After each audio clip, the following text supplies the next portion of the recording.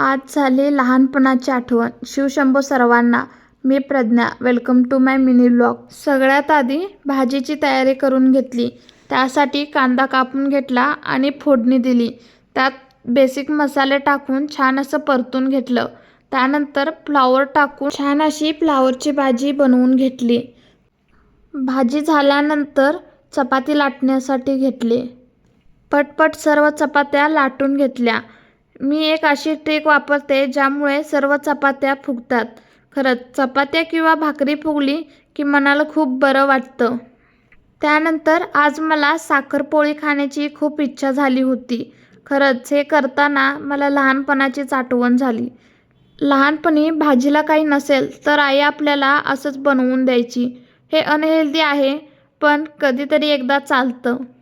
एक पिठाचा गोळा घेऊन त्याला थोडं लाटून व्हिडिओत दाखवल्याप्रमाणे त्याचे असे 2 भाग करून घेणे आणि त्यावर तेल किंवा तूप लावून छान असं साखर पसरवून अशी घडी घालून घेणे आणि छान असं लाटून घेणे. त्यानंतर गरम गरम तव्यावर शेकून घेणे. खरपूस होऊपर्यंत शेकून त्यावर तूप लावणे. मला तूप आवडत नाही म्हणून मी तेल लावलं आहे. मग असं शेकून घेऊन गरमागरम एन्जॉय करणे. खूप भारी लागतं. आजच्यासाठी एवढंच. भेटूया नेक्स्ट ब्लॉगमध्ये. बाय.